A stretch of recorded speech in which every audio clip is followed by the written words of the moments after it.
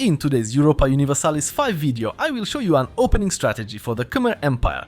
And this empire is right here. This country has quite a large population, a solid tax base and a powerful army. The additional content includes plenty of military economic developments, especially elephants with ballistae. And it is one of the few countries that can survive the Black Death practically without casualties. How is that possible, since it's not located on an island? Find out in this video. However, this country has a few challenges. A capital located in a terrible place, surrounded by impenetrable forests and jungles. And what's worse, it is inhabited by hundreds of thousands of tribesmen, who additionally negatively affect your control over these lands. And on top of that, you are surrounded by three great empires. To the north, the Great Yuan, in India, the Delhi Empire, and to the south, the Empire of Majapahit. Don't worry, I'll show you how to deal with all of this. So welcome, imperialists, Lookas here. Once again, I've got discount codes for you on ENEBA. Everything is in the description. To make them work, you have to use the link. Also remember about the giveaway, this monitor is the prize, everything is in the description of this video. And if you want to support me and buy EU5, you can also do it through my affiliate link. Alright, the most important thing for the Khmer Empire is to find a woman for my heir. Because the heir himself is not exactly a young man, and it's quite possible that before his children grow up, his wife will have to rule. That's why choosing the right candidate is incredibly important, and I got lucky. She's relatively young and has quite decent administrative and diplomatic stats, so I arranged this marriage. And for the ruler's younger son, we also need to find a pretty good wife. And again, I got lucky here, there's a second quite okay candidate, because she has high administrative stats. And she's also young. However, if these candidates did not appear or were really very weak, then restart. For now, I set trade to automatic. Our available research options are exactly the same as in Europe, so first research speed, then the institutions. The Khmer have unique access to heat and tolerance, but first I go for RGOs, and only then can I do everything else. This time I'm not designating rivals. And not at all because they could be the two biggest powers nearby. I'm simply going to play this campaign as a peaceful country. Of course, you know what that means coming from me. As the Khmer, we have only one large city and a few smaller ones. The only problem is that our capital is depopulating and will continue to depopulate in the future. There are events for that, because this is simply the moment in history when this empire entered its path of decline, which practically reaches its peak when you start playing this country in EU4. Here we've only just stepped onto that path, and it's easy to reverse everything. In the balance settings I set things more or less like this. I also set 2 standard actions in the council, and my third advisor will be working on improving my conciliatoriness. Unfortunately, this time I cannot take anyone from my court into my council, but I hire advisors based on how effectively they will perform their tasks. And at this moment I pay slightly less attention to crown power.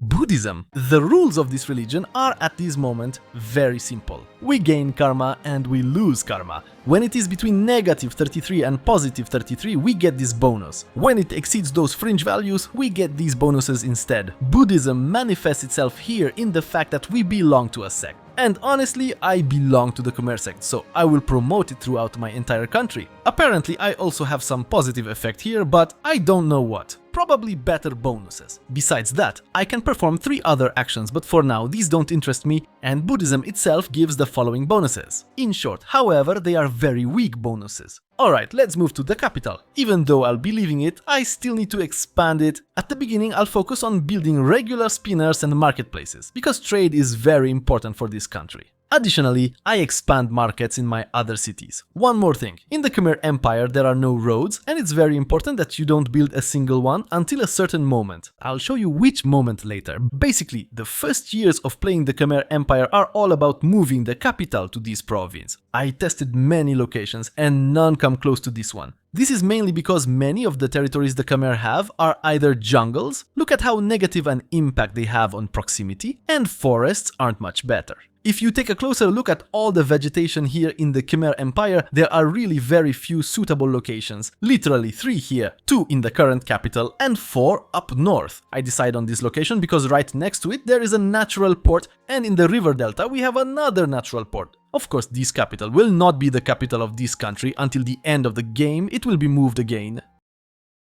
government reform, and here I will take diplomatic traditions. And I make one adjustment, I lower the tax for the commoners. Because I forgot that in the military laws the commoners form our levies, but I'll change that in the nearest parliament, and finally I can unpause. This game tempts me from the very beginning, but no, for the first 20 years zero conquest. Great! A new ruler on the throne. Because the previous one, as I said, died very quickly, and the older son of the ruler became a Buddhist? How did that happen? Okay, honestly, I don't know how that happened, so if someone knows, they can explain it to me in the comments. No, I think that's how he rolled at the start. Well, too bad. Unfortunately, the current ruler did not positively affect crown power, and as you remember, my real trade income depends on it. Great, an heir was born. And it's a son? Alright, let him go to my court, I want to take care of him. During events, I'm choosing everything that increases stability for now. After collecting 400 gold, I start expanding the city in this province. And actually I could have done it earlier because it's an expensive business, but luckily I have very cheap materials in the country. I had to arrest the only advisor I had left. What a game. Amazing start. Parliament. What is it called here? Standard. And during the first parliament, I'll basically go for building roads. It will always push me a bit towards centralization and delay my decentralization gain. And first I start with legal changes. First I change my levies from peasant to noble levies, because this will push me toward arm equality. The second law I change is feudal administration to a central council. And I'll even manage to change a third law, aristocratic court to a cultural court. Because soon I'll want to start acquiring vassals, and here I'll need as much cultural influence as possible to annex them faster. Too bad, I'll lose the debate. And basically now I can tax the peasants more because my levies will now depend on the nobility, not on the peasants. Alright, I built a new city. And here, first of all, we build a temple. A temple simply increases control, but also a scriptorium. Books will be useful, and to speed up prosperity development here, I'll build a special building available to the Khmer. For the moment, I'll also have my advisor focus on religious conversion of all these areas, but only temporarily. I just don't have anything better for him to do. Oh, great! I finally managed to reduce the privilege cost. By default, I think it's 40, now it's 26. That's why I'm revoking it. Yes, I could have waited for parliament and probably could have taken it for below 20 stability. But 7 one way or another isn't worth waiting for. And now let the peasantry slowly rise to 40%. And honestly, I don't really have any privileges to give them here. Actually, no, I lied. I'll grant them this privilege, because it pushes me toward communalism. Communalism does reduce social mobility, but it allows cheaper privilege revocation and increases the satisfaction of all estates. I continue slowly expanding Angkor. The heir has grown enough that I now know he'll be good at diplomacy. Too bad he won't be good at administration, that would be better. Much better. So I'll train him mostly toward administration. Year 42 is of course the year of choosing an idea group, because the Renaissance era has begun. In reality, we have many countries nearby with our religion, but the farther away, the fewer there are. Therefore, I think an administrative focus will still be best, but since I also plan to play with many vassals, diplomacy wouldn't be much worse. Oh, Ayutthaya has formed. I changed the heir's education to the more expensive one, and basically now my expenses are shifting toward gathering money to upgrade this city into a large city. Actually, I'm making a small mistake here, because I should improve relations with this country that's further away here, as well as with a few others on Brunei, so I can use this moment to improve relations. I should have started doing it earlier, mainly because then I'll be able to build this building.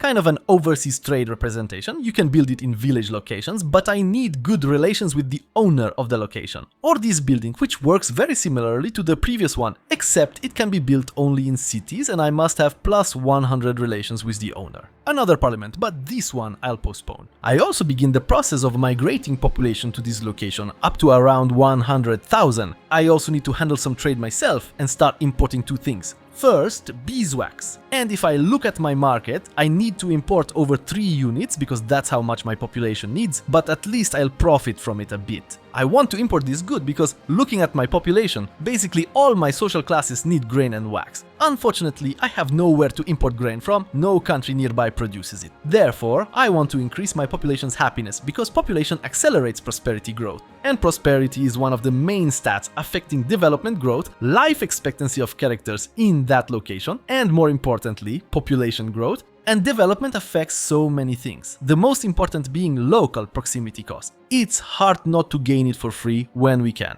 and that brings me to the point where I need to grant another privilege that increases base development. When the nobility's attitude improves again, I'll give them another privilege, but I'll show that in time. Now I can start researching the second era. First, I'll take the law that improves my levies, and then I'll reduce the cost of founding new cities. There are so many culture-related things here that we don't have in Europe. I need to test this. And it has begun, the Black Death. Unfortunately, it will take 3 to 4 years before it reaches our borders, and that delays my gameplay, the real gameplay. Unfortunately, no sign of the plague yet. So I'm holding a parliament session. Last time the plague appeared much faster for me. I currently have the option to increase my crown power by 50%, so I'll take it and use it to revoke this privilege. It used to be above 20, and now the burgher's strength will rise anyway, so I missed the best moment regardless. But I grant the burghers this privilege. It's incredibly strong, because it increases tax efficiency of basically everything in the game and grants innovativeness. And it only costs me 5% taxes, which I can't really collect anyway at the moment. And the second privilege I give the burghers is market attraction. Thanks to this, my market expanded a bit. Each location within a market has this parameter. This stat decides whether a given location joins my trade capital or the opponent's. Market protection influences this stat, therefore locations join my capital more often. This stat has another function too. It affects the efficiency of goods produced by production buildings and the income from RGOs. Unfortunately, the tooltip doesn't explain everything clearly. You can only really see it here when you hover over a specific building and can see its production. A market access stat appears, which influences production efficiency. It's a bit harder to see in RGOs because the information appears only in this tooltip. But I don't see it in the calculations, nothing shows up. Oh, there it is, the plague! After a moment, I allowed myself to upgrade this location into a city, a large city, which is very expensive. But this will be our future capital, so it must be done. In fact, this location is good for several reasons. For example, we have grasslands here. Below are farmlands, which would honestly be even better. But I want the location to be as far upriver as possible. Thanks to this, I'll also have better control in this province and be able to use it. Otherwise, the control would just flow downward. Oh no, Red Turban Rebellion, who cares?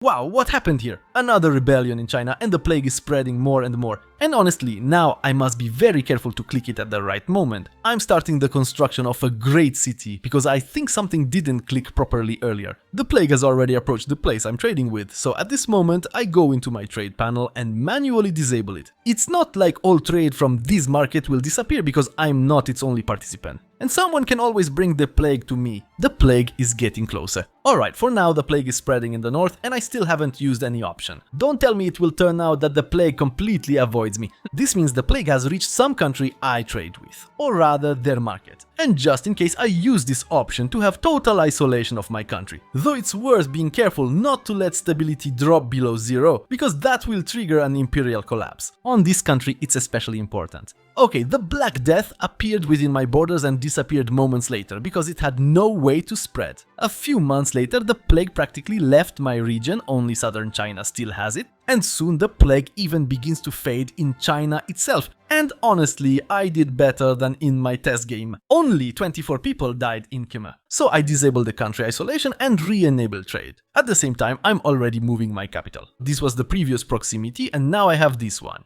I managed to save the Khmers from losses. Literally, when playing a European country, this is a vertical line straight down. And in this country, the population is growing, which means we are now one of the biggest powerhouses in the region and I intend to use that. If you look at the resources, to the south we have the first gold mines but also cloves. It's worth grabbing that as fast as possible. Wax will also be useful as it's very scarce on our market, as well as sugar. That's why I summoned the parliament, do some stuff for the nobles, but my real goal is to create a casus belli on Ayutthaya. Honestly, for anything, because I'm going to vassalize this country, I also grant the nobility a privilege increasing tax efficiency. Perfect, my ruler's son ascends the throne. And I'm not even waiting after the marriage of my ruler, I just attack. Unfortunately, my army doesn't have any elephants, just regular cavalry. And from what I see, Ayutthaya has lost half its army. There used to be 10,000 here. Meanwhile, because my new capital is already a large city, I can start solving my next problem. Too many tribesmen. On this map, you'll see it more clearly. And I recommend doing it like this. Take the expel option from a location with a very large tribesman population and then use the second cabinet action to gather them in a specific place.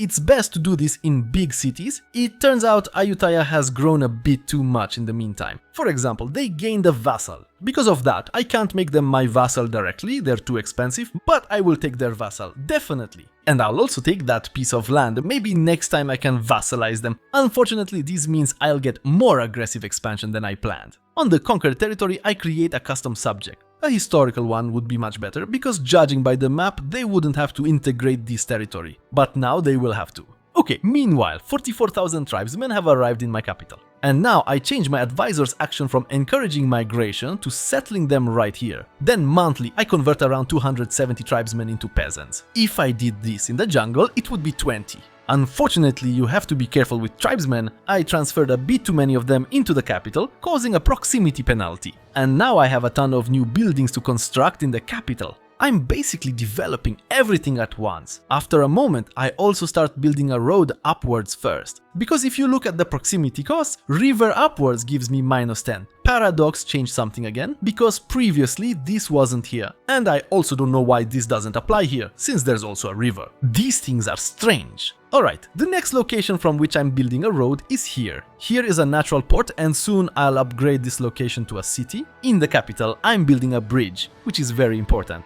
And I also got a second very talented child, so I don't spare money. I need better advisors. Though I'm not sure if women can be advisors here, I'll check that later. The roads around the capital are basically already built, at least the most urgent ones, or are being built. As for building roads downriver, it's not as urgent because we get a better bonus from the river. However, over time I will build roads there too because I'll want bridges. But a more urgent expense now is constructing another city, a port city that will extend proximity along the entire coastline, at least where there are natural ports. During the next parliament I changed the law, not to mass education, but to the individual approach. I feel the trade advantage might be useful in this region. I build bridges everywhere around the capital. I also have to ensure there's a temple in every city, because it increases control. And if a location is not a city, that's worse, then it must become one. Now I'll handle two things. In all locations of the capital province, I'll move tribesmen in and then convert each location at least into a town. I'll gather about 30,000 tribesmen per location.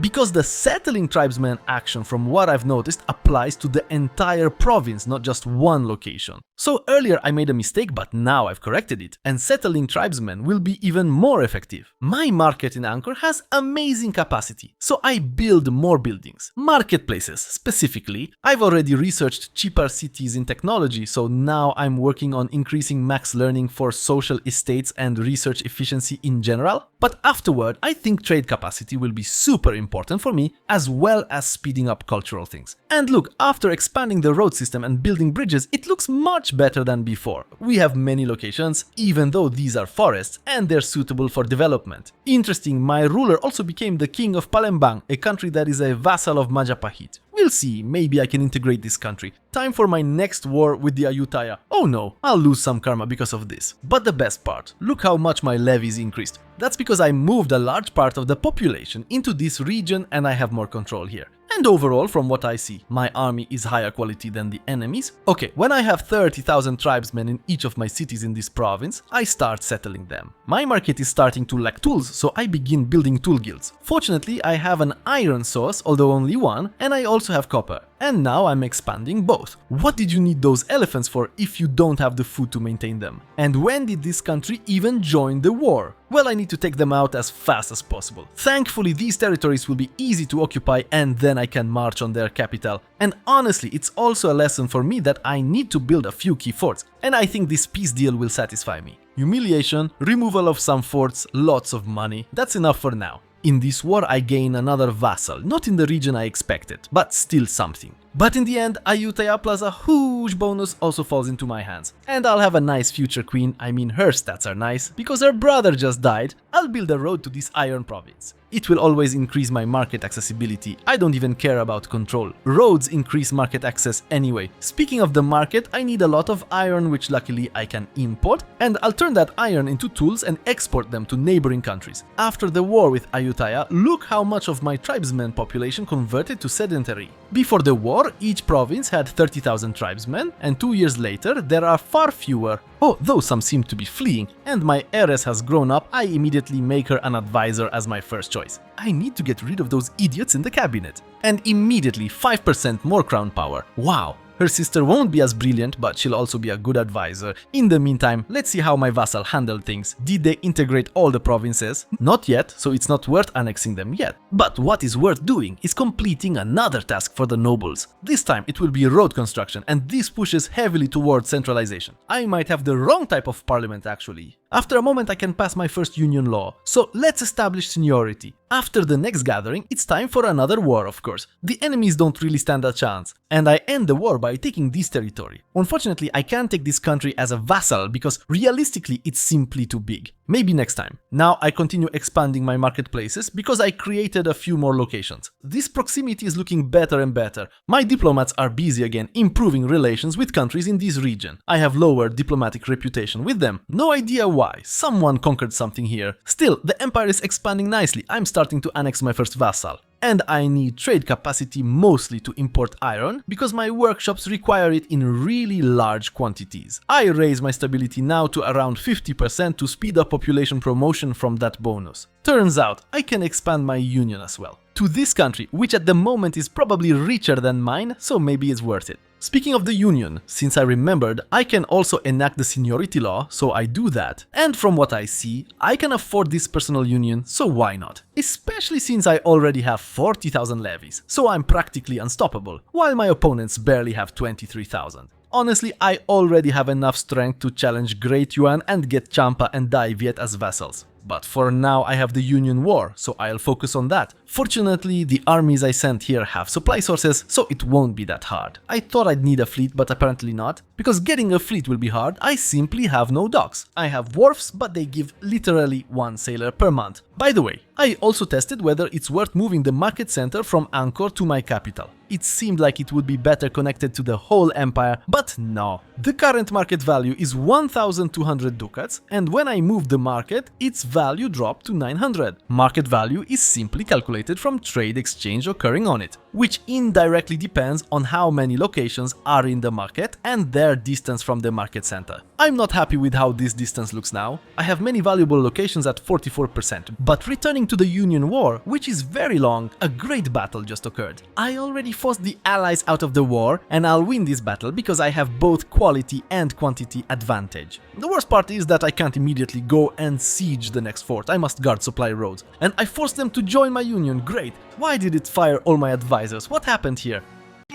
Alright, now I need to place a few forts. Because a war with China is approaching, I plan to conquer Champa, which just shrank. Maybe I'll skip that and focus on equalizing the integration level of my unions. If it differs, the unions will dissolve upon his death. There's a special parliament action for that, for example bribing local nobility, and then all laws I pass will apply to all union members. And great! After a moment, the Pinyan parliament accepted everything and now we all have the same level. So every next law I pass will increase the level of all union members. Unfortunately, conquering Champa will be a problem because Dai Viet is my rival, so they'll never give me military access. I can't build a fleet, so I must push south. Okay, now to catch up on my research, I wanted to expand libraries, but I lack books, so I need to build scriptoriums. The best part of my unions is that they're so weak that I practically outvote them by myself. Alright, I'm building my first ships, I could afford exactly 3. And honestly, this fleet gives such a low naval presence that it's not worth doing yet. I need to invent docks first, and of course port wharfs as well. 2 years later, I conquered a few provinces from this nation and I've already built a road all the way to Malacca, so I'll be conquering that soon. I now have a stable income, I'm earning quite well, so I'm starting to expand bailiffs in strategic locations. Unfortunately, because these are jungles, the bailiffs will work only for a single location. More precisely, bailiffs function like mini capitals, because they provide 20 distance points from the capital. In Europe, they would still work nicely on surrounding locations, but here, because of these jungles and forests, it just won't work. As a rule, I try to build them in provinces that have very good resources whose price is higher, or when I know I'll need a lot of those resources. The second type of buildings I'm starting to construct are trade offices on the territory of my vassals. This way I can push myself into their markets and take resources from there. And to be honest, I remembered that this building used to be very expensive, over 400 gold, but I see its price has been reduced in current versions. So yes, I could have built it much earlier, and unfortunately my emperor died and an epic empress ascended the throne. 2 years after building the bailiffs, look at how the control in my country looks. This is an incredibly different approach to how distance from the capital spreads in this country, compared to European nations, mainly because of these impassable jungles. The year 1397 is the year of 2 wars, in the south and in the north. The second war is from an event, because I received a casus belli. My unions will also help me in these wars. I've already enacted the joint wars law. This will be an easy war because I have a huge numerical and qualitative advantage. It's just the fortresses that need to be taken. Oh no, and in the south I was so close to gaining a new vassal. So I'll just conquer a few locations, no more, and come back in a few years. The recent wars have caused what seems like some trouble with karma, just a tiny bit. Rough days, right? And right after the war the innovation wave event fired. And that will let me push my country forward in an incredible way. I'm also already a strongly centralized country, so I'm changing the court law to this one because it reduces proximity costs. After 70 years, I finally have meritocracy. It spread incredibly slowly, and the scientific research looks like this. 10 years later, the country led by Empress Hartini is insanely wealthy, with amazing control in the delta, and to be honest, I don't think I'll be moving my capital after all. Although if I were to consider any place, it would be where the current Ayutthaya capital is located. Alternatively, maybe in 100 years, when my borders extend much farther, I would place the capital here. There is an incredibly good port here, and that would affect naval control across the coast of all these islands, islets, and so on. However, it would require a major shift in value from land focus to maritime, and that's hard to do without a fleet. But for now, I have my Khmer Delta, which has undergone incredible changes. Yes, literally, I have expanded practically every single location here into a great city because hundreds of thousands of people live here, and soon I'll be exporting even more from the forest because the tribesmen have expanded again. I must admit, they seem to have increased natural growth, at least that's how it feels. And they work incredibly well as a buff to my cities. In literally 3 years, I'll be able to enact the unification issue, which will eventually let me integrate this country as well as the one in the north. And now I have to choose the direction of my future actions. Is it time to begin operations northward, towards Daiviet and the remnants of Champa, which would lead to a major conflict with the Yuan dynasty? Or should I clash with the Majapahit Empire to take this entire region for myself? Alternatively, the India direction, since soon I'll have a foothold here as well. And my 50,000 levies should help with that. And if after watching this video you want to see another great country for beginners, I recommend this mini-series on Spain.